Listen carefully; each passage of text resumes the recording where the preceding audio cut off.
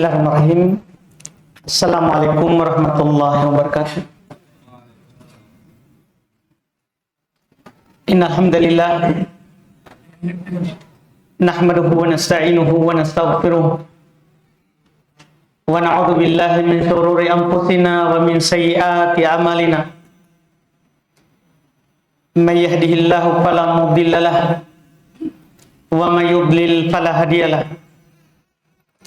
Asyhadu an la ilaha illallah wahdahu la syarika lah wa asyhadu anna Muhammadan abduhu wa rasuluh sallallahu alaihi wa ala alihi wa ashabihi wa man tabi'ahum bi ihsan ila yaumiddin. Amma ba'd. Ma'syarul muslimin, jemaah salat maghrib rahimani warahmatullah. Alhamdulillah, kita pada malam hari ini bersyukur kepada Allah Subhanahu wa taala yang dengan kebaikan dari Allah kita bisa duduk perdana di tempat ini, di salah satu rumah dari rumah Allah Subhanahu wa taala, salah satu masjid dari masjid Allah Subhanahu wa taala. Tentunya kita maklumi bersama tempat duduk terbaik di atas muka bumi ini adalah masjid. Tidak ada lagi yang mengalahkan masjid, tempat berkumpul kaum muslimin dari masa ke masa. Nabi kita, kalau kita melihat sejarah beliau, ketika berhijrah ke Madinah, pertama sekali beliau sampai di daerah Kuba. Maka yang pertama dia bangun Masjid Kuba. Itu masjid pertama di Madinah yang dibangun di atas takwa. Beliau sholat di situ beberapa hari. Dan setelah itu belum mencari tempat yang tepat untuk menjadi tempat perkumpulan kaum muslimin, karena masjid itu bukan hanya sekedar tempat sholat. Dia adalah tempat yang hati kaum muslimin terikat dengan, yang mereka rindu ke sana, ke masjid. Bahkan ciri muslim yang baik, bukan hanya baik, bahkan dia adalah muslim yang akan dinaungi nanti pada hari kiamat, pada hari yang tidak ada naungan kecuali naungan Allah, adalah diantaranya yang disebutkan oleh Nabi SAW, wa rajulun qalbuhu mu'allaqun bil masajid. Seorang lelaki yang hatinya selalu terpaut, terikat dengan masjid. Maka masjid itu menjadi hal yang penting di Islam. Oleh karena itu, sekali lagi dalam sejarah Islam, bahkan Nabi tidak membangun rumahnya. Yang pertama beliau bangun masjid. Kalau kita mau membangun apapun untuk sumber kegiatan, harus masjid dulu. Mencontoh Nabi. Beliau sekali lagi bahkan rumah beliau tidur dengan istrinya numpang waktu itu. Yang penting bangun masjid. Maka setelah bangun Masjid Kuba, belum mencari tempat terbaik untuk menjadi pusat perkumpulan kaum muslimin, dan belum menjadikan tanda untuk tempat itu kalau onta yang belum bawa duduk. Karena banyaknya penawaran tanah kebun yang ditawarkan oleh orang-orang Ansor kepada Nabi untuk ditempati sebagai tempat wakaf bangun masjid. Maka Nabi SAW membawa onta yang kalau ontanya itu duduk, disitulah beliau pilih dan dipilihkan oleh Allah untuk bangun masjid. Maka onta beliau duduk di Masjid Nabawi. Iya, yang sekarang walaupun sudah dibangun luas, itu masih ada bekas itu kotak Masjid Nabawi, itu yang Kuba hijau. Disitulah ontanya duduk. Maka disitulah beliau putuskan untuk dibangun masjid. Dan belum membeli tanah di tempat duduk ontanya itu. Padahal belum mau dikasih. Tapi belum berkata, tidak, saya beli. Belum membelinya dengan kurma yang sudah belum bawa dari Kuba. Maka yang belum bangun pertama, kedua di situ setelah Masjid Kuba, itulah Masjid Nabawi sekarang. Itu sejarah Islam. Ini menunjukkan pentingnya itu masjid. Mulai saat itu, disitulah tempat berkumpulnya kaum muslimin. Bahkan yang tidak punya rumah, disitulah tidur. Dari orang-orang muhajirin. Apakah yang berhijrah dari Makkah ke Madinah, bahkan dari tempat lain ke Madinah. Nabi menerima tamu dan orang-orang yang datang masuk Islam itu di masjid. Itu adalah di masjid.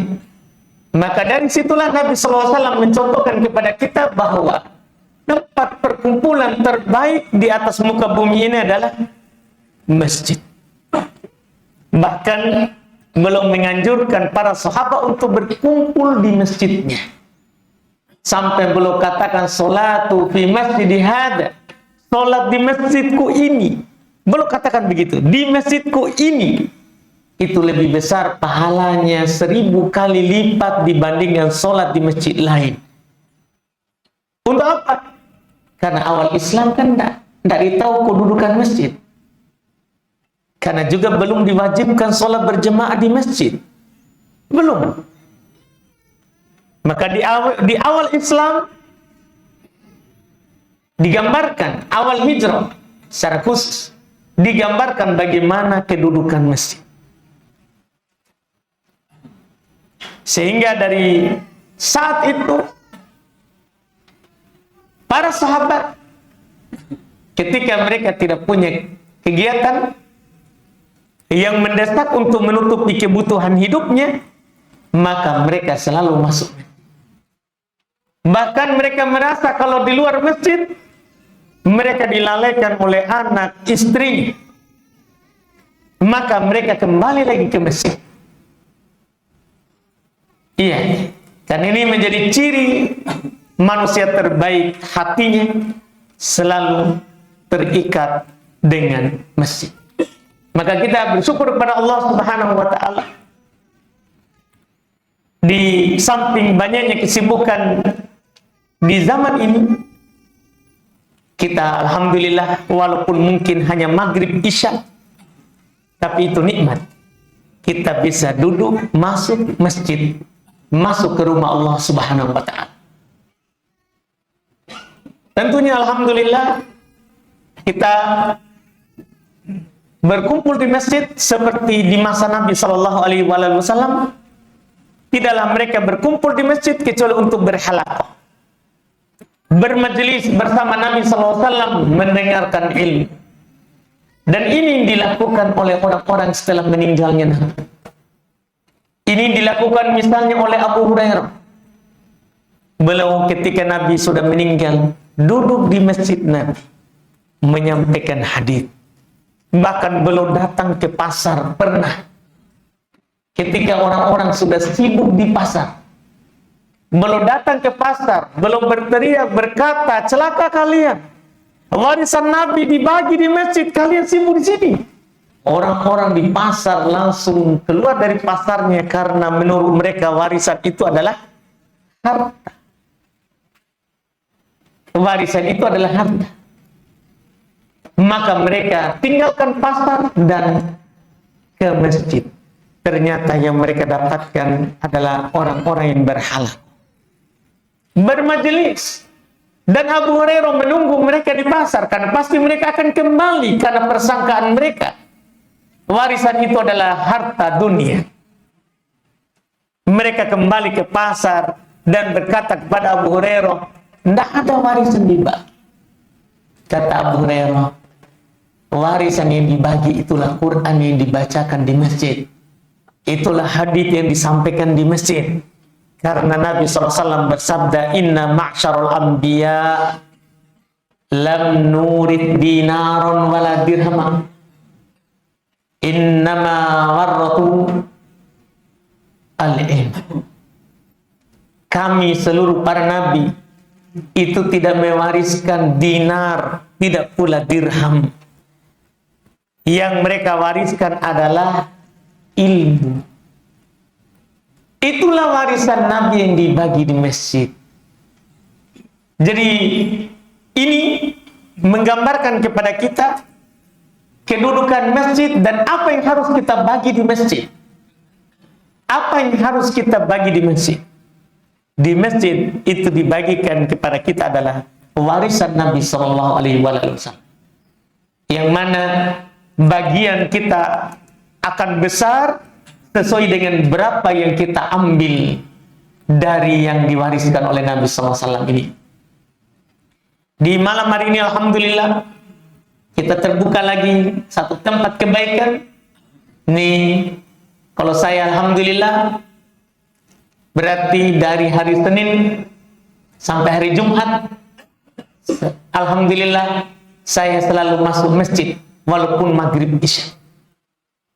Ini nikmat dari Allah Subhanahu wa Ta'ala untuk tentunya saya pribadi dan juga tentunya nikmat bagi kita semuanya, karena mencari tempat yang bisa kita buat kajian itu tidak mudah,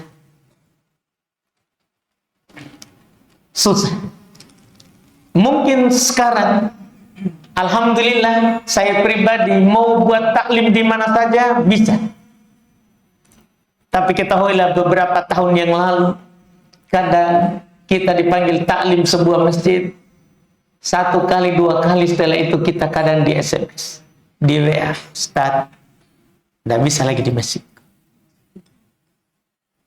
Saya banyak di Makassar ini kalau dikasih begitu. Iya, bukan 1-2 masjid.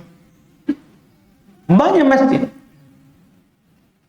Iya, banyak alasan. Kadang karena kita berjenggot. Biasanya orang berjenggot itu nanti tidak bisa maulid. Itu alasan. Iya. Dia kira kalau kita ngisi di masjidnya langsung dia tidak bisa maulid. Ya urusannya maulid. Kan bukan urusan kita. Tapi mereka takut. Ada juga alasan. Yang lain. Macam-macam alasan. Macam-macam alasan. Yang jelas, susah cari masjid untuk taklim. Maka sekarang ini alhamdulillah itu nikmat. Kita bisa dapat tempat taklim itu harus kita syukuri. Iya. Karena ini adalah kebaikan dari Allah Subhanahu wa Ta'ala untuk kita. Kita bisa masuk masjid setiap hari walaupun hanya maghrib isya. Karena saya yakin tidak semua kita bisa menjadi santri yang hidupnya itu hanya di masjid. Tidak semua kita. Karena sahabat Nabi Shallallahu Alaihi Wasallam juga tidak semua jadi santri. Bahkan di antara mereka ada yang hanya bisa masuk belajar di Nabi itu 20 hari. Setelah itu pulang ke daerahnya. bahkan tidak kembali lagi kecuali dalam waktu yang lama. Bukan hanya kita yang hanya punya kesempatan maghrib isya. Dari dulu orang begitu. Maka ini bukan celaan kita hanya bisa masuk maghrib isya. Itu kebaikan. Daripada kita tidak mendengarkan kebaikan sama sekali. Alhamdulillah, pada malam hari ini kami dipilihkan materi sebenarnya yang sangat bagus sekali.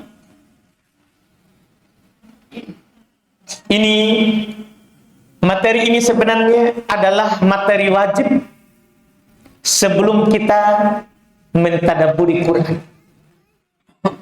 Jadi ini materi alat, bisa dikatakan pintu untuk masuk Quran, yaitu kaidah dalam memahami kandungan Quran. Ini adalah ilmu alat, bukan goyah. Alat untuk masuk di Quran. Quran goyah. Quran adalah tujuannya. Tapi tidak mungkin kita mudah sampai ke tujuan tanpa alat. Quran sendiri, alhamdulillah, Allah Subhanahu wa ta'ala turunkan kepada kita supaya kita paham. Allah berfirman, "Inna anzalnahu Qur'anan Arabiyyan la'allakum ta'qilun." Sungguh kata Allah, kami menurunkan Al-Quran berupa bahasa Arab agar kalian memahaminya. Jadi ini Quran diturunkan supaya kita paham, bukan supaya kita tidak paham. Bukan supaya kita makin bodoh, tapi supaya kita pintar. Lihat Nabi kita Muhammad SAW. Beliau adalah ummi, disebutkan Quran. Tidak bisa tulis, tidak bisa baca. Tapi Allah turunkan kepadanya Quran untuk beliau bisa membacakan kepada kaum muslimin. Beliau bacakan seperti turunnya. Karena Quran diturunkan supaya kita memahaminya. Bahkan Allah berfirman di ayat yang lain, bilisanin arabiyyin mubin, dengan bahasa Arab yang jelas. Di dunia ini banyak sekali bahasa. Lihat orang yang menjagokan sekarang bahasa Inggris, bahasa yang paling dijagokan saat ini. Bahasa Inggris itu bahasa yang tidak jelas. Beda tulisan, beda baca. Betul nggak? Ini pendusta, munafik ini bahasa.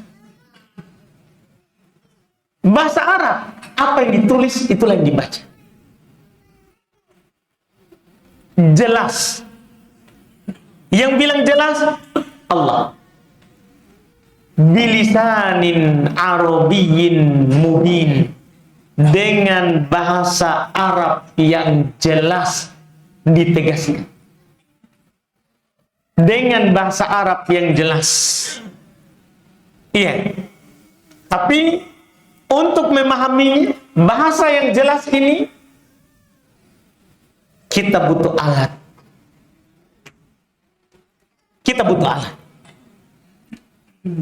Kalau kita santri sebenarnya dan kita mau menjelaskan Quran, kita butuh bahasa Arab. Itu kalau kita mau menjelaskan Quran. Tapi kalau kita hanya mau memahami Quran, ini saja. Ada alat untuk kaidah untuk memahami tafsir Quran. Kan kalau mau menyampaikan, harus kita tahu bahasa Arabnya. Tapi kalau hanya sekedar baca Quran dan baca terjemahannya, kemudian memahami kandungannya, cukup mempelajari kaidah memahami tafsir Quran. Walaupun tidak punya bahasa Arab, tidak apa-apa. Iya, karena sekarang sudah ada terjemahannya. Tinggal memahami kaidah menafsirkan. Iya, kaidah menafsirkannya. Dan mempelajari kaidah menafsirkan Quran, memahami Quran itu sangat dianjurkan. Pertama, kenapa dianjurkan? Karena ketika kita baca Quran dan kita punya ilmu tentangnya, maka apa yang kita baca itu akan melahirkan rasa takut. Banyak orang baca Quran, tidak ada masalah, tidak ada apa-apa yang terlahir darinya. Kenapa? Dia tidak paham terhadap apa yang dia baca. Tidak ada teori yang dia pelajari. Maka dengan mempelajari kaidahnya nanti, lahir rasa takut. Karena di Quran ada ancaman. Di Quran ada janji. Sebagian kita merasa mungkin tidak masuk dalam ancaman itu karena kita tidak paham lafadznya. Sebagian kita menyangka kita tidak masuk dalam keutamaan itu, padahal kita masuk karena tidak paham kaidah. Jelas Allah Subhanahu wa taala berfirman, "Innama yakhsyallaha min ibadihi ulama." Sungguh yang takut kepada Allah di antara hamba-hambanya hanya yang punya ilmu. Quran melahirkan rasa takut, tapi kalau kita punya ilmu, kalau kita tidak ada ilmu, tidak ada apapun yang keluar dari kita. Iya, tidak ada apapun yang keluar dari kita. Kita diperintahkan untuk mentadabburi Quran. Nah, gimana caranya mentadabburi kalau kita tidak punya alat untuk mentadabburinya? Allah berfirman, "Afala yatadabbarunal Quran?" Tidakkah mereka mentadabburi Quran? Ini permintaan halus namanya, yaitu tadabburilah Quran. Allah kadang, tidakkah mereka? Iya. Sama ini namanya perintah halus dari Allah Subhanahu wa taala. Iya. Kepada kita semuanya, kaum muslimin, yang jelas ini Quran mudah dipahami, tapi kita butuh alat untuk memahami. Di antara alat yang paling pendek, jika kita tidak mau yang lebih susah, karena bahasa Arab itu lumayan susah. Karena orang yang mampu ke ujung yang bersabar tinggi. Kalau tidak punya kesabaran yang tinggi, ya bolehlah 1-2 kali pertemuan kita masih hadir.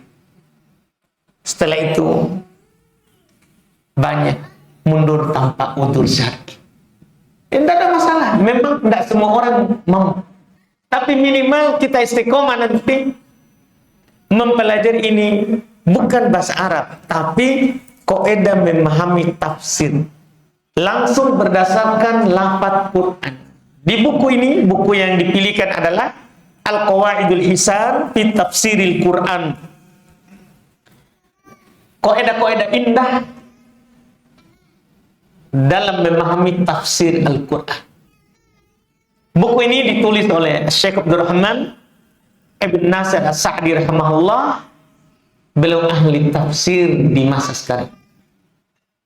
Iya. Beliau tulis di buku ini 71 kaidah.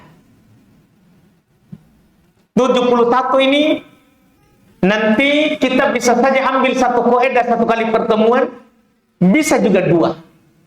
Tergantung panjang dan pendeknya kaidah itu sendiri, dan tergantung bagaimana cara kita memahami kaidah itu. Kadang untuk memahaminya cepat, kadang juga lambat. Kaidah ini kalau kita mampu kita hafal. Kalau tidak mampu dipahami saja. Kalau saya pribadi alhamdulillah pernah menghafalnya dan menyetornya. 71 kaidah ini. Sehingga kalau kita hafal dan memahaminya, itulah buah ketika kita belajar mengajarkan Quran. Jadi cara menyampaikan ke orang itu bisa diterima dengan baik karena ada teorinya. Sudah ada teorinya yang dihafal. Sudah ada teorinya yang dipahami. Nah, ini teorinya. Iya, kaidah-kaidah indah di dalam memahami tafsir Quran. Tapi di buku ini yang anehnya, dari 71 kaidah, itu bukan hanya, bahkan nanti kita akan melihat, bukan hanya kaidah menafsirkan Quran, bahkan kaidah dalam kehidupan. Di sini nanti kita akan dapat kaidah man taraka syai'an lillahi awadahullahu khairum min. Siapa meninggalkan sesuatu karena Allah, Allah akan menggantikannya dengan lebih baik darinya, dari yang dia tinggalkan. Itu kan kaidah tafsir. Kaidah tafsir. Yang meninggalkan makan yang haram karena Allah, Allah akan menggantikannya dengan yang halal. Yang meninggalkan yang mubah, bahkan karena warok, takut membahayakan akhiratnya, Allah akan gantikan dia dengan lebih baik. Ini kan kaidah tafsir sebenarnya, tapi itu menjadi kaidah dalam kehidupan. Siapa meninggalkan sesuatu karena Allah, maka pasti akan digantikan dengan yang lebih baik. Itu diantara contoh bentuk kaidah yang akan dibahas dan disampaikan di buku ini. Pada pertemuan perdana ini, kita pada waktu ini ambil saja kaidah pertama supaya ada sedikit, karena kaidah pertama ini pendek saja. Kata Syekh Abdurrahman bin Nasir As-Sa'di rahimahullah, al-qaidatul ula, kaidah pertama, fi kaifiyati talaqqi tafsir. Ini sebenarnya bisa dikatakan bukan kaidah, ini pendahuluan awal. Cara menerima dan mempelajari serta mengambil tafsir. Iya, bagaimana caranya? Bagaimana cara kita menerima dan mengambil, mempelajari tafsir Quran?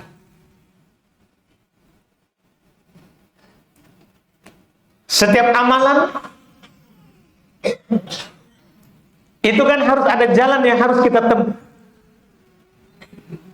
Setiap perkara yang mau kita lakukan harus ada pintu kita datangi jika mau berhasil. Allah berfirman, wa'tul buyuta min abwabiha. Datangi rumah dari pintunya. Kalau mau berhasil, datangi dari pintunya. Quran, jika kita mau berhasil dalam memahaminya, maka harus kita melihat bagaimana cara para sahabat memahami Al-Quran. Di pertemuan perdana ini, dalam sejarah, saya ingin menyampaikan sejarah para sahabat menerima Quran. Mereka dulu apabila membaca Quran, mereka hanya membaca 10 ayat atau kurang dari 10. Ini cara para sahabat. Membaca 10 ayat atau kurang dari 10. Mereka tidak melewatinya sampai mereka mengetahui kandungannya, berupa keimanan, berupa ilmu, berupa amalan. Itu dulu. Mereka imani lafadznya, mereka percaya kandungannya. Setelah itu mereka amalkan. Mereka amalkan. Tidak lewat 10 ayat kecuali mereka ilmui dulu 10. Iya, dia ilmui dulu itu 10. Dia pahami dulu kandungannya, dia imani dulu, Dia ilmui dulu apa yang isinya. Setelah itu dia amalkan. Dia amalkan. Dan bahkan mereka menurunkan ayat itu di kejadian-kejadian yang ada di tengah mereka. Mereka berdalil dengannya. Ini ada kejadian. Oh, Allah berfirman begini. Itu yang mereka lakukan. Kita tidak akan berhasil memahami Quran dengan baik dan dengan benar kecuali kita seperti itu.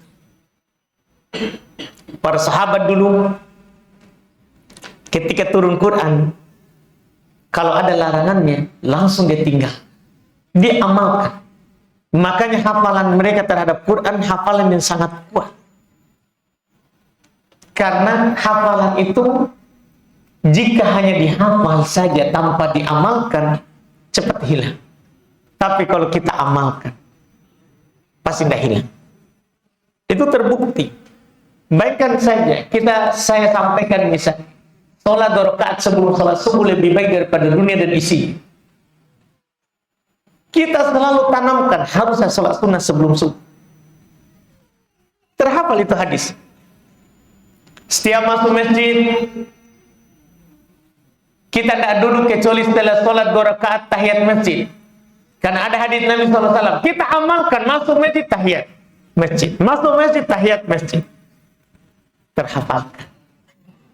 Itulah kuncinya dulu sahabat. Sekarang kenapa kita mungkin qul huwallahu tidak hafal dengan baik? Kenapa kira-kira? Kan begitu.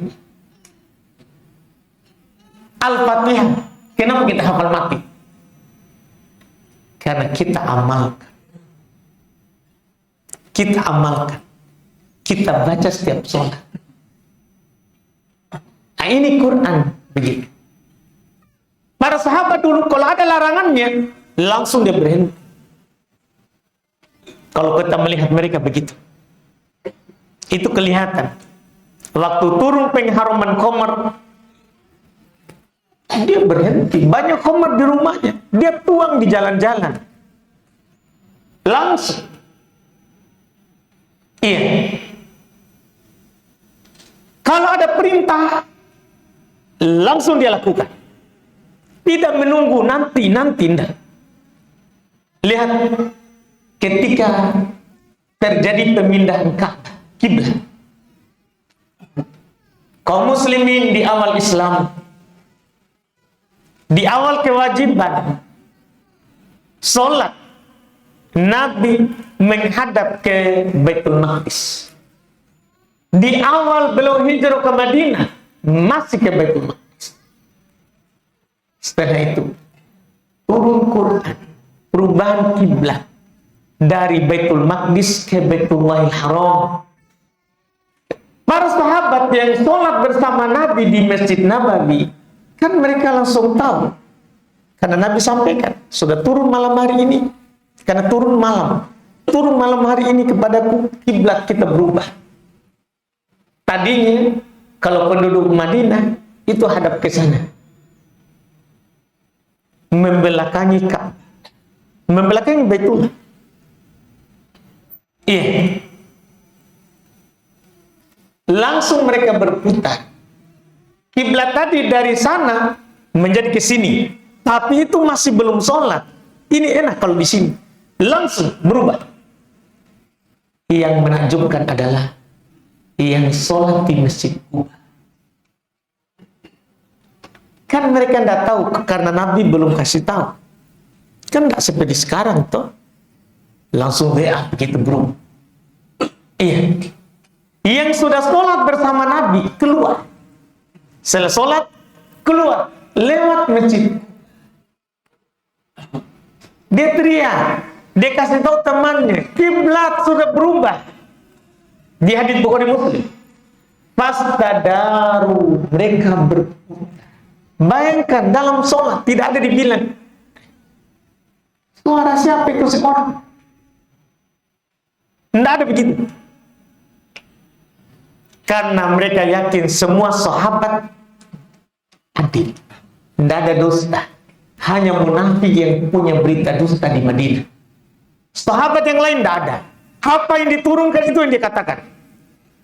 Dan itu yang dia lakukan. Langsung dia berputar tanpa menunggu. Ini mereka. Ini cara menerima Quran. Ada turun, ada sampai. Tidak berpindah kecuali setelah diamalkan. Ada perintah. Langsung dilakukan. Terakhir, saya sedikit menyebutkan satu kejadian saat turun hijab. Kan hijab itu tidak diwajibkan dari awal Islam. Hijab itu diwajibkan di Madinah. Itu pun bukan tahun pertama, bukan tahun kedua, ketiga, bukan. Iya. Ketika turun hijab, kita tahu perempuan di masa itu tidak ada dia bilang, tunggu dulu kita jahit dulu. Tidak ada. Mereka langsung robek. Rendahnya pakaian paling bawahnya yang kelebihan ke tanah. Dan mereka lilit kepalanya dengan. Tidak ada dibilang, tunggu dulu. Apa nanti dibilang suamiku? Nanti suamiku bilang, tidak aku kenal kau, istriku dia ini. Tidak ada dibilang begitu. Tidak ada ditunggu-tunggu. Apa dibilang nanti orang tuaku, ibu bapakku, apa dibilang keluarga besar nanti. Tiba-tiba saya tidak ada kelihatan kecuali mata. Tidak ada begitu. Langsung. Iya. Padahal cobaan di waktu itu lebih daripada cobaan di masa kita sekarang ini.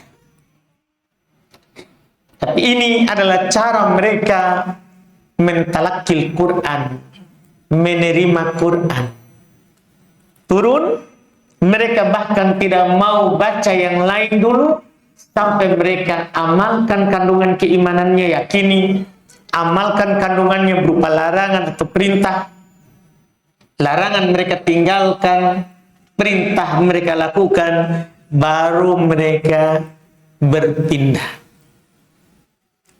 Ini cara mereka. Maka kalau mau menghafal Al-Fatihah,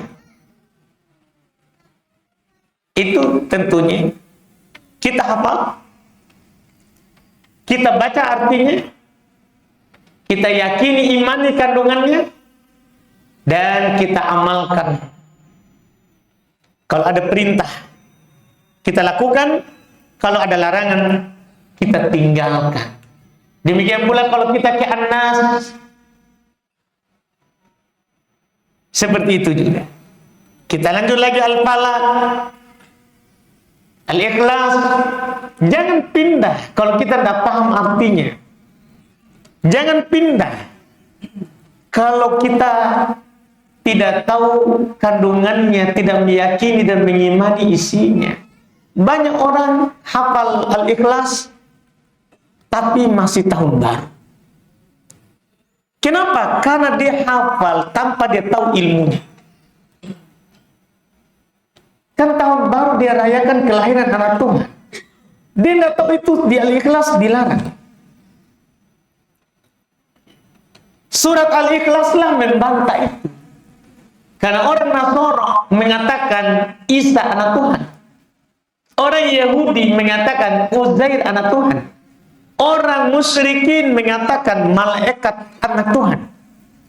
Itu Al-Ikhlas bantahannya. Qul huwallahu ahad. Katakan Allah adalah satu-satu. Allahus samad. Allah tidak butuh kepada apapun. Dan segala sesuatu butuh kepadanya. Lam yalid.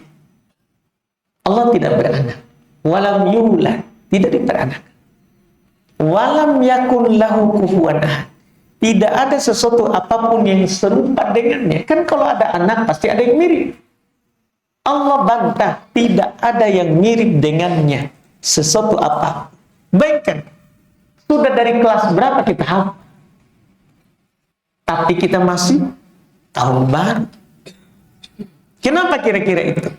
Karena kita tidak menerima Quran seperti orang dulu terima. Seandainya kita terima ini Quran seperti mereka dulu, aman kita. Keyakinan aman, amalan aman, ucapan bahkan aman. Ini yang harus kita pahami. Inilah cara. Ini sebenarnya kaidah pertama ini bisa dikatakan pendahuluan. Apa yang harus kita lakukan supaya kita paham Quran dengan benar? Kita lakukan seperti yang orang dulu lakukan.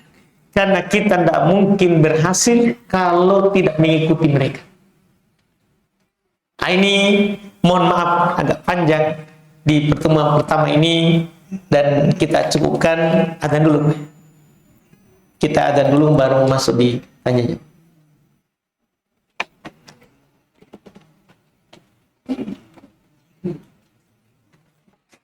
Baik, kalau ada pertanyaan boleh ditanyakan.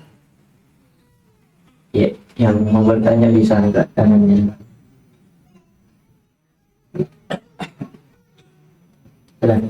Bismillahirrahmanirrahim. Warahmatullahi wabarakatuh. Waalaikumsalam.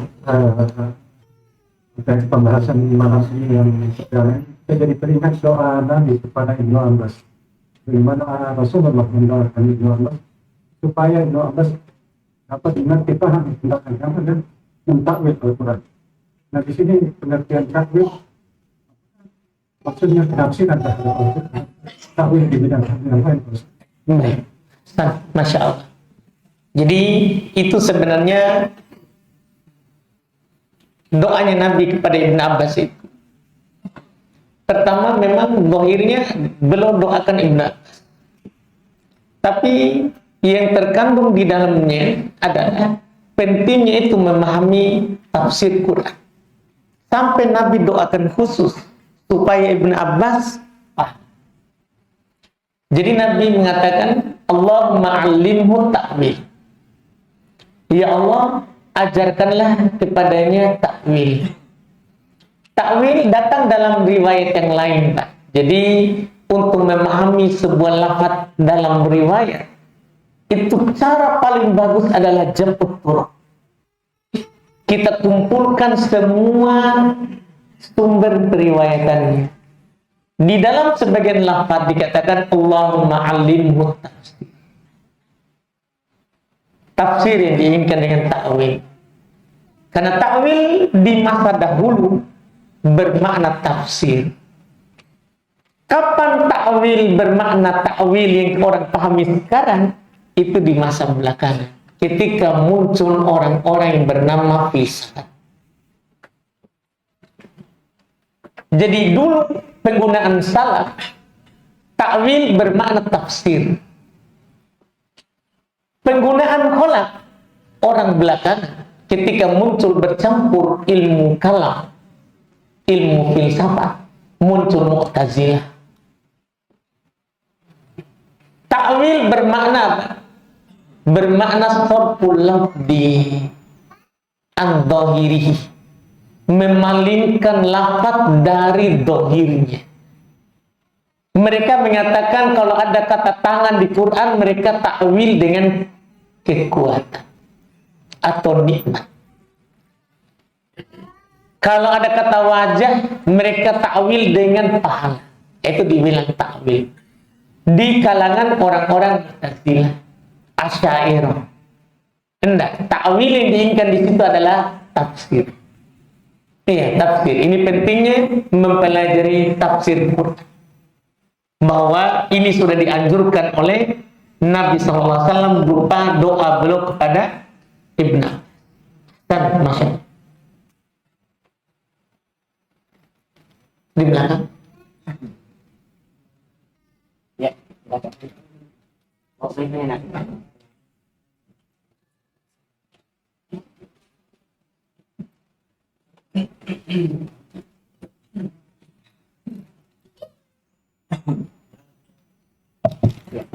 Bismillah, Assalamualaikum warahmatullahi wabarakatuh.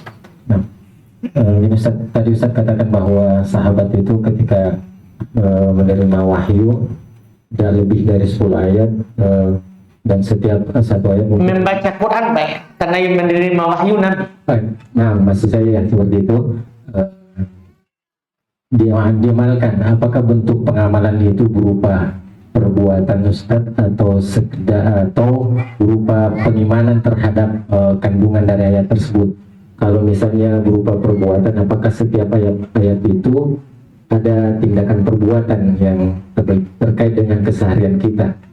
Sementara yang sepengetahuan kami bahwa lebih banyak dalam Al-Quran itu berupa kisah seperti itu. Baik, syukur. Baik, Pak. Masya Allah. Jadi pertama sekali mengimani seperti yang diucapkan oleh Imam Syafi'i. Amantu bima ja'anillah. Saya beriman terhadap apa yang datang dari Allah. Yang pertama. Kemudian yang kedua, mengamalkan kandungannya. Sebenarnya kita butuh paham sedikit. Amalan itu tidak harus anggota badan, Pak. Amalan itu ada 3. Amalul qalbi, amalul lisan, wa amalul jawari. Ini saja yang kita tidak paham sedikit. Jadi kalau kita berkata, kita amalkan, tidak harus maksudnya kita amalkan berupa yang kita paham mungkin perbuatan badan, Pak ya. Tidak. Amalan itu Pak 3. Amalan hati, amalan lisan, amalan anggota badan. Quran itu Pak tidak keluar dari amalan itu. Kadang ada Quran turun mewajibkan hati kita yang beramal. Kadang Quran turun mewajibkan lisan kita yang ngomong. Ada Quran turun mewajibkan kita jawaban kita yang beramal. Itu saja Pak yang butuh kita pahami. Jadi amalan ketika dikatakan kita yakini, kemudian kita amalkan. Amalkan di sini kalau keyakinan ya kita amalkan berupa keyakinan meyakininya. Kalau ucapan kita amalkan dengan mengucapkannya. Kalau itu adalah perbuatan yang disuruh, kita amalkan dengan perbuatan. Misal firman Allah wa aqimus shalah. Kita yakini ini dari Allah. Kan begitu, Pak? Setelah itu kita sholat. Amalkan dengan anggota badan. Kan begitu, Pak? Iya, wa atuz zakah. Kita yakini ini perintah Allah, itu dulu. Karena kalau kita nggak yakini itu, susah kita lakukan. Kita yakini, oh Allah ini yang suruh. Apa suruhannya? Apa perintahnya? Zakat. Keluarkan zakat berupa amal. Begitu. Kalau berupa jawari. Kalau berupa ucapan, ucapan. Kalau yang disuruh ucapan, ucapan. Iya. Misalnya kita diperintahkan oleh Nabi Sallallahu Alaihi Wasallam untuk mengucapkan la ilaha illallah. Apa yang dimaksud adalah kita hanya ucapkan? Tidak. Kan kita yakini dulu. Ini dari Nabi. Setelah itu kita ucapkan. Hanya yakini tanpa ucap, tidak mukmin. Abu Thalib yakin agama terbaik Muhammad, tapi tidak ngomong, tidak bicara, bukan mukmin. Sahabat lain yang mengucapkan mukmin. Ya ini namanya cara beramalnya adalah lisan. Oleh karena itu pengertian keimanan ini nanti, pengertian keimanan yakini dengan hati, ucapan dengan lisan, amalan dengan anggota badan. Jadi jangan dipahami Pak, amalan maksudnya hanya anggota badan. Itu saja mungkin kurangnya. Nih, wallah. Silakan kalau sebelah depan.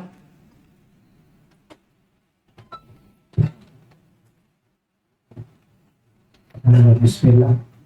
Ini ada satu kalimat Ustaz, saya lupa ini ayat atau hadisnya Rasul SAW mengatakan kurang lebih maknanya atau hadis begini, janganlah hartamu dimakan kecuali oleh orang yang bertakwa.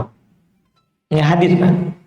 Apakah maksud daripada kalimat Ustaz hadis ini, apakah ini kita dilarang kita bersedekah terhadap orang yang fasik atau orang yang tidak sholat, bahkan kepada orang kafir? Itu. Baik. Itu hadis dari Nabi. Kata beliau sallallahu alaihi wasallam, riwayat lengkapnya itu, la tusahib illa mu'minah wa la ya'kul ta'amaka illa taqi. Jangan kamu bersahabat, berteman kecuali orang yang beriman. Jangan memakan makananmu kecuali yang bertakwa. Ya memang anjuran. Kalau kita lihat praktek, Pak, zakat saja kita lihat. Apa kata Nabi ketika belum mengutus Mu'adh ke Yaman? Pak akhbirhum, ketika sudah bersyahadat, mendirikan sholat.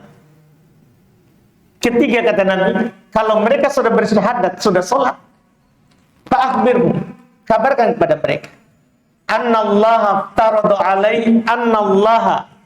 iftaradu alaihim zakata amwalihim, bahwasanya Allah mewajibkan kepada mereka zakat dari hartanya. Nah, yang saya maukan setelahnya, tu'khadhu min agniyaihim wa turaddu ila fuqara'ihim, diambil dari yang kayanya, dikembalikan ke miskin mereka, muslim. Tidak diberikan harta zakat wajib atau sedekah itu kepada non-muslim kecuali yang diharapkan keislamannya masuk di mu'allafah qulub, yang mau dilembutkan hati. Tidak diberikan zakat atau sedekah kepada fasik kecuali yang mau dilembutkan hati. Ya, ada orang lorong sini, oh susah kita, Pak, tidak bisa lewat, tidak aman motor, tidak aman mobil, pokoknya tidak aman sandal. Tapi kita kasih dia sedikit, langsung dia doakan, terima kasih banyak Pak Haji, puang. Motor tak, mobil tak aman, kasih, walaupun dia fasik. Itu masuk dalam mu'allafah, masuk dalam orang yang mau dilembutkan hatinya. Jadi asalnya memang begitu, Pak. Asalnya itu hadis tadi, tidak boleh memakan harta kita kecuali yang bertakwa. Jadi kita yang punya harta harus kita cari, ini siapa saya kasih. Tidak boleh orang kasih sembarang. Iya, harus yang bertakwa. Bahkan kalau yang bertakwa itu anak kita, lebih anak daripada orang lain. Kalau sedekah sunnah, pernah terjadi di masa Nabi, sahabat Yazid, dia titip sedekahnya di masjid. Anaknya ke masjid, yaitu Abu Yazid, Ma'an, namanya Ma'an, nama kunyanya Abu Yazid. Dia berkunyah dengan nama bapaknya. Ini biasanya orang itu bapak berkunyah dengan nama anaknya, tapi ini anak berkunyah dengan nama bapaknya. Jadi bapaknya namanya Yazid, nama anaknya Ma'nu, tapi dia berkunyah dengan Abu Yazid. Oh, mirip Haji Syafi'i. Iya. Jadi dia ke masjid, dia dapat itu harta yang bapaknya serahkan di masjid untuk dikasih kepada yang berhak. Ternyata dia dapat. Kan setelah dia pulang ke rumah, bapaknya kenal. Dia bilang, bukan kamu saya mau kasih, itu untuk orang lain. Berdebat dia berdua sampai ke Nabi SAW. Sampai ke Nabi, kata Nabi kepadanya, lakama nawaita ya Yazid, walakama akhadta ya Ma'an. Untukmu pahala apa yang kamu telah niatkan wahai Yazid, dan untukmu itu wahai Ma'an apa yang kamu telah ambil. Kalau orang baik yang terima, tidak masalah walaupun itu anak. Walaupun itu anak. Nah, ini adalah asal daripada harta itu. diambil, tidak dikasih kecuali untuk yang bertakwa. Yang lain boleh dengan alasan yang syar'i. Dengan alasan yang syar'i, seperti tadi yang saya sebutkan. Yang mau dilembutkan hatinya. Wallahu a'lam. Ustaz, ini ada pertanyaan dari Ahmad. Bagaimana kiat-kiat apabila dalam mempelajari bahasa Arab kita merasa kesulitan memahami, apa yang harus saya lakukan agar tetap istiqomah mempelajari bahasa Arab? Baik. Ini agak susah ini ya. Masalah kita semua ini. Iya. Karena bahasa Arab ini mudah sebenarnya. Iya, tapi butuh kesabaran, butuh keikhlasan. Iya. Butuh mujahadah, kesungguh-sungguhan. Paling tidak itulah sabar, ikhlas, bersungguh-sungguh setelah meminta pertolongan kepada Allah. Sabar dalam mempelajarinya, mengulangnya, itu harus sabar. Sering melihat buku. Kita ini kan mau pintar, tapi buku hanya dilihat waktu belajar di guru, depan guru. Pulang keluar dari majelis bahasa Arab, taruh di bawah sadel motor, selesai. Di situ itu terus sampai datang ke guru besok. Taruh di mobil. Teman biasa pakai mobil, bukunya sampai taruh di mobil. Iya. Jadi tidak pernah turun ke rumah. Saya tanya, kapan kita baca ini? Kalau ketemu lagi guru. Jadi tidak pernah turun di rumah, selalu di mobil. Gimana caranya baca itu buku sambil nyetir? Kan tidak mungkin. Makanya jangan bilang kalau ditanya guru lupa. Bukan lupa, tidak pernah dilihat. Iya, tidak pernah kita lihat. Imam Bukhari saja ditanya, apa obatnya itu lupa? Imam Bukhari ini sekali dengar hafal. Tapi kalau ditanya apa itu obatnya lupa, sering lihat buku. Itu jawaban Imam Bukhari, orang paling kuat hafalannya. Ketika ditanya apa obatnya lupa, sering lihat buku. Kita ini sudah hafalannya bukan Imam Bukhari, tidak lihat buku. Wah, kita mungkin lebih Imam Bukhari ya. Ini masalah. Kita tidak sabar dalam mengulangnya. Iya. Terus kita kadang anggap belajar bahasa Arab itu bukan ibadah. Ini masalah kita kan. Kita kira itu belajar bahasa Arab itu hanya isi-isi waktu saja, bukan ibadah. Padahal bahasa Arab itu mempelajari ibadah, itu bahasa Quran. Masa bukan ibadah? Sehingga tidak ada keikhlasan kadang hadir. Tidak ada keikhlasan hadir dalam mempelajari ini. Iya, kan ini masalah kita. Padahal sekali lagi belajar bahasa Arab ibadah. Yang harus ada keikhlasan di situ dalam mengikutinya. Kita keluar dari rumah, kita mau belajar bahasanya Quran. Saya mau paham Quran.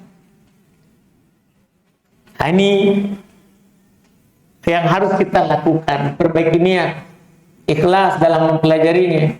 Ketiga, ya kita bersungguh-sungguh. Kalau belum paham, ulang lagi. Belum paham, ulang lagi. Seutamin saja. Sudah berbahasa Arab, tapi ada masalah yang belum paham bahasa Arab, dalam bahasa Arab. Ketika diajarkan oleh gurunya Syekh Abdurrahman bin Nasir Sa'di, ini pengarang kitab ini, guru Imam Bukhari, Imam Asy-Ibnu Taimiyah. Tapi ada masalah yang Syekh Abdurrahman bin Nasir Sa'di ajarkan kepada beliau, dalam ilmu nahwu, berapa kali katanya belum, tanya lagi, ulang lagi, tanya lagi, ulang lagi, karena tidak paham-paham.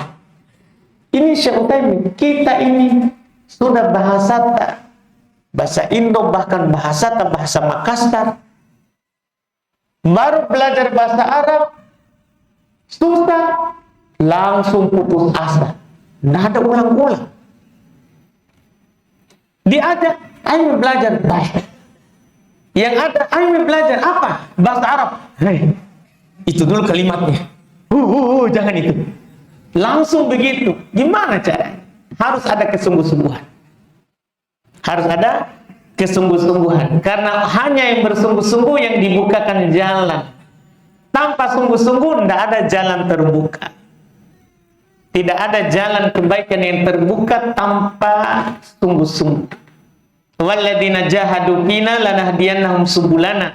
Orang-orang yang bersungguh-sungguh di jalan kami akan membukakan kepada mereka jalan-jalan kami. Jadi yang bersungguh-sungguhlah yang dibukakan. Kalau kita tidak bersungguh-sungguh, tidak mungkin kita dibukakan. Tidak ada. Saya saja Pak, terus terang, kalau ada orang minta jadwal tapi tidak sungguh-sungguh, tidak mungkin saya jawab. Main-main gini hanya sekedar, ya, tidak ada di cerita. Begitu. Iya. Kalau tidak ada kesungguh-sungguhan, tidak mungkin. Tidak mungkin. Itu kita praktek dalam hidup, maksudnya begitu. Iya, dalam apapun. Orang tawarkan kepada kita apapun. Iya, kita kira kalau kita misalnya belum menikah ya, melamar akhwat, tidak ada kesungguh-sungguhan, tak langsung kita terima. Tidak mungkin. Paling dia bilang, cari cerita orang kok. Tidak ada kesungguh-sungguhan tak. Iya, tapi coba kita bersungguh-sungguh. Pasti itu. Biar Tom tidak ada upanain, terima gitu. Tapi ada kesungguhan. Tapi kalau baru tanya, siapa itu awatnya? Di sana tapi. Di mana tinggal? Di rumah itu. Apa rumahnya? Tidak cocok untuk saya. Baru ditanya rumahnya, langsung bilang tidak cocok. Lamar mau ke doang. Siapa tahu jodoh? Nah itu namanya tidak ada kesungguh-sungguhan. Bukan semua itu kalau tidak ada kesungguh-sungguhan. Apalagi bahasa Arab, ilmu Quran. Tidak mungkin kita dibuka dengan cepat, sederhana, mudah, tanpa ada kesungguh-sungguhan. Tanpa ada kesungguh-sungguhan. Harus ada yang namanya kesungguh-sungguhan. Setelah semuanya, kita berdoa kepada Allah tentunya, supaya dipahamkan bahasa Arab. Itu wallahu a'lam. Kita cukupkan? Sampai jam berapa? Jam 10. Satu. Terakhir. Mungkin ini pertanyaan terakhirnya dari akhwat tapi tidak bertanya, tapi mungkin masih belum bertanya.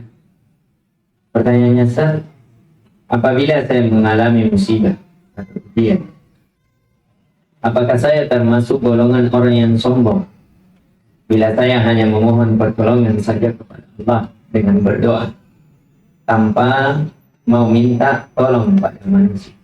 Nah, tidak sombong. Justru yang sombong itu yang hanya kepada manusia, tidak kepada Allah. Kalau kita dapat ujian, kita hanya mengandalkan orang tua tak, saudara tak, teman tak. Itulah sombong. Itulah yang sombong. Adapun orang yang hanya mengeluhkan masalahnya kepada Allah, itulah yang benar. Lihat Nabi Yakub ketika diuji oleh Allah dengan banyak ujian. Hilang anaknya Yusuf, hilang lagi anaknya yang kedua Benyamin setelahnya. Hilang, tapi dia hanya berkata, innama asfu bathi wa huzni ilallah. Sesungguhnya saya ini hanya akan mengeluhkan keluh kesahku, sedihku, gundah gulanaku kepada Allah.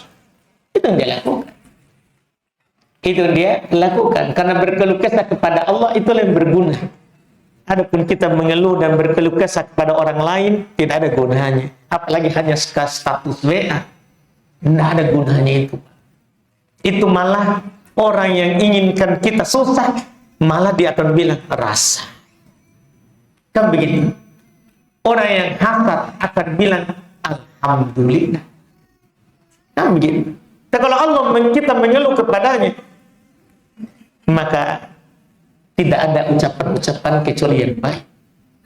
Ini yang harus wallahualam. Baik, kita cukupkan. Jadi kita tidak sombong gitu ya. Kita cukupkan dulu alhamdulillah untuk pertemuannya supaya tidak nanti terlalu lama ke depan. Kalau saya sebenarnya sudah ada ikatan untuk safari keluar dulu, alhamdulillah setiap pekan keluar. Tapi untuk tahun kemarin kita sudah kurangi. Sekarang tinggal 2 kali. Awal bulan sama pekan pertama sama pekan ketiga. Jadi kalau pas, tapi biasanya juga itu kadang saya diminta Ustadz untuk pekan ketiga ini ada Ustadz lain. Jadi biasanya tidak pergi. Jadi intinya yang pasti kita pertemuannya pekan kedua dan keempat. Kalau ada kelima dan kelima, kan kadang ada 5 pekan, ada 5 minggunya, 5 Jumat dalam sebulan. Kalau begitu ya kita pertemuannya 3. Kalau hanya 4 pekan berarti 2 pekan saja. Pekan ke-2 dan ke-4. Tapi itu kalau safari. Seperti antara Id ini, alhamdulillah hanya ada safari pekan ketiga. Itu pekan depan. Hanya ada pekan ketiga, tidak ada pekan pertama untuk antara 2 Id ini. Berarti kita hanya libur taklim buku kaidah tafsir ini hanya sekali dalam sebulan. Yaitu pekan ketiga. Adapun pekan lainnya tetap terisi. Jadi intinya kalau ada safari, mohon maaf tidak isi. Iya, tapi selama di Makassar tidak ada safari dan kita memang tidak menerima safari lagi sekarang kecuali di pekan pertama dan ketiga. Iya, itu paling banyak diterima hanya 2 kali dalam sebulan.